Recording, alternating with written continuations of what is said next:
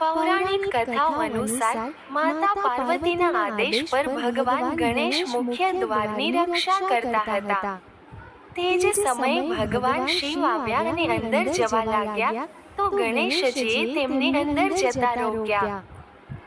જ્યારે ભગવાન શિવના વારંવાર સમજાવવા છતાં પણ ગણેશ રાજી ન થયા તો ભગવાન શિવે ગુસ્સામાં ગણેશનું માથું કાપી નાખ્યું।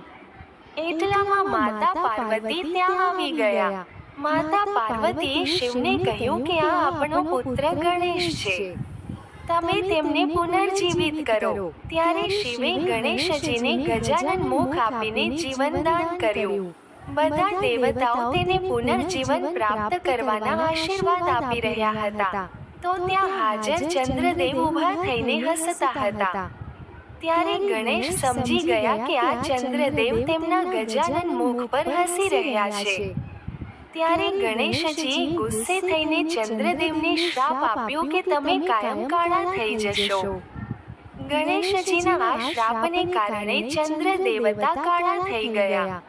ત્યારે ચંદ્રદેવને પોતાની ભૂલનો અહેસાસ થયો અને ગણેશજીની માફી માંગી। ત્યારે ગણપતિએ કહ્યું કે હવે તમે આખા મહિનામાં માત્ર એક જ વાર તમારી સંપૂર્ણ કળામાં દેખાશો। આ કારણથી પૂર્ણિમાના દિવસે ચંદ્ર પૂર્ણ કળાઓમાં દેખાય છે।